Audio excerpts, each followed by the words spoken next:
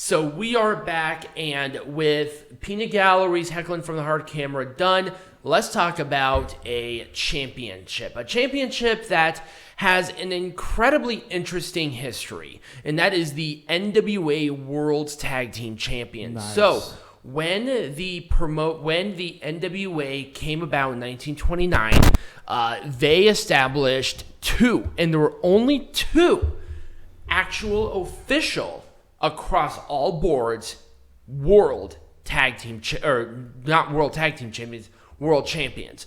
That was the NWA World Heavyweight Champion and the NWA Junior Heavyweight Champion.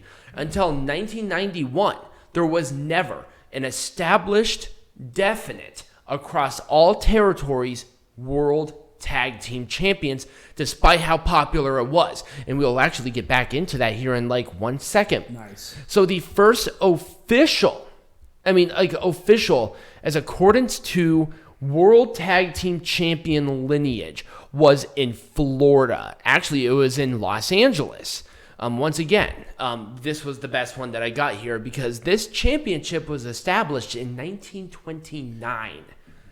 Neat. So, the NWA allowed this entire brand for, I can't remember the name of it, but they allowed them to use the world moniker on this championship. Because at that time, if you were going to be a part of the National Wrestling Alliance, you could not have world on your champions. That's why you have heavyweight championships on certain territories, because they were not specified to be world. There was only one world heavyweight champion.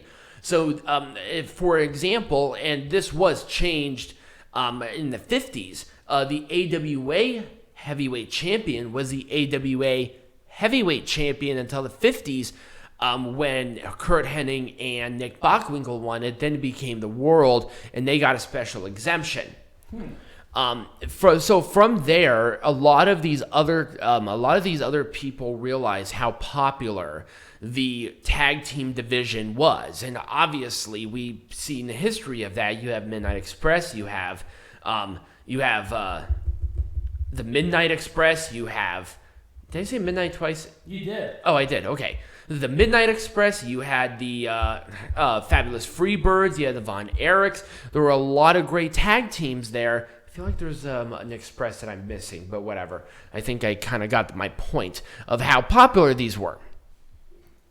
So they came up. So then Canada was the one who came up with the technical official second World Tag Team Champions based in Canada, which is what you see here.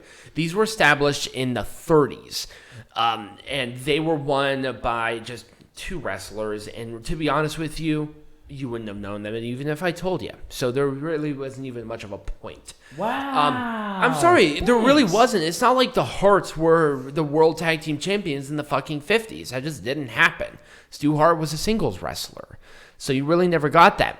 So after a while, there was a point in time when all NWA territories, and this is not just the larger established territories, this was the underlings under them. They were technically still a part of the National Wrestling Alliance, but they took orders from, like, for example, there was a promotion in the 50s in Denver, I think it was Denver Championship Wrestling, that had their own heavyweight champion, tag team champions, what have you. They were established NWA territory, but they gave the profits and the proceeds for being an established championship thing to the AWA because that was their direct line of contact. If you want more of an example, think of AWA as a assistant manager to your NWA general manager. Right. So everybody takes their complaints to AWA and they tell the NWA of what's going on. Right. After a while, the Mid-Atlantic territory became super incredibly popular with tag team wrestling, with tag teams like the Midnight Express, and they established the National tag team champions out there, or the Mid-Atlantic tag team champions. It was the national one because this was the first one that spanned across multiple states. The Mid-Atlantic one went across the Carolinas, went through Georgia, and a little bit of Florida. Obviously taking out of Florida Championship Wrestling, which was more of like that little under bowl, and then going into Alabama, Louisiana, etc. Right. So they call this one the National Tag Team Champions with the blessings of the NWA. And also the NWA at this point kind of pseudo said that this was the established, like, NWA World Tag Team Champions, but in the history of everything, this was not the official established one. It took a very long time until we got that. Now, with the Mid-Atlantic, they came up with, obviously, the one that I just showed you, but they did not want a championship so close to the design of the World Heavyweight Champion, so they designed, obviously, the one that we know and love, which was the Reggie Parks one, which is the one here. Same plating, same everything. I think the side plates were somewhat different than our current iteration of the World Tag Team Champions. Mm-hmm. So you definitely have different ones there. After a while, the NWA and at that point WCW officially made a established across the board NWA World Tag Team Champions. It didn't take until 1991 to establish an international across-the-board World Tag Team Champions. WCW was out of the NWA at this point, right? But they made this as a rare exception. And they had a multi-man tournament with multiple countries involved. They had people from European territories. Mm-hmm. They had people from Mexican territories, Canadian territories, and across every, at least at that time, established, still existing territories of the NWA, because they really wanted to make this championship the World Tag Team Champions, which I believe were won by, I think I have it in my notes here. No, I don't. But, so what they did is that they were established as the first WCW Tag Team Champions, but they were also established as the NWA World Tag Team Champions, where they can go and defend the NWA Tag Team Champions across the promotions as they were under a WCW contract. Right. This was also before the buyout. So this was actually around Black Saturday time, before Ted Turner bought it out. So it was still like, Jim Crockett was the one who originally started the talks with establishing an actual tag team champion because he realized how popular they were. Right. So there was one thing that I didn't get to, which actually does become a little muggy, and that was the Chicago-based territories NWA tag team champions. Right. So what was going on with that one? I'm just going to put up, not that one, I was going to put up this one.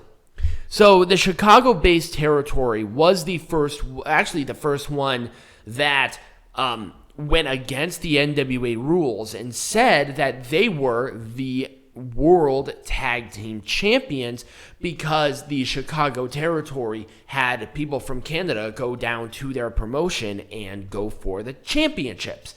And according to NWA rules at that time, this was in 1953. Mm-hmm. So any international people, or if the champions were defended on foreign soil, at that time officially became world. And so this became an interesting conundrum for two, because then there was the Minneapolis one, which shared these tag team champions with Chicago, and they did not like that. So these titles were actually separated into two different tag team champions. And this happened for at least 10 years until they actually did a unification match in Chicago. Right. I think it was 1965 when this happened. So, I mean, I'm pretty good. I think they pretty much got everything with the World Tag Team Champions, because a lot of it at that time, I mean, this was the sleeper champion as a part of the NWA. And, I mean, it's still a very interesting history on what happened with these championships, because you would think it's something as popular as tag team wrestling, even at that time. You would have thought that the NWA would have sanctioned a World Tag Team Champion way beforehand, instead of waiting 70 years after to establish it. And there were companies that were just wanting to do it, but the NWA were very, very particular on what considered a world champion, and one of the big things was box office draw. Right. And the reason that the junior champion was a world champion, because of the Mexican-based promotions having people like El Santo and Blue Demon and Mil Mascaras. They were small to a point where they couldn't go for the world champion, but they were so popular, especially in Texas. They were super popular in Texas, even in Los Angeles, that they had to establish it as a world champion. So here's my thing. Tag team wrestling has just gone through a lot. They really have. We've seen it as highs and lows, and I think right now we're right on the cusp of a big tag team boom. And especially with NWA right now, on how freaking solid, especially after tonight, their tag team champion division is. We're definitely going to see they definitely refreshed it, and I'm really excited to see what happens. But obviously history has repeated itself. Hopefully we don't see that. So when we come back, we're not only going to make the National Wrestling Alliance majestic, but we're going to make Pro Wrestling majestic again. All right.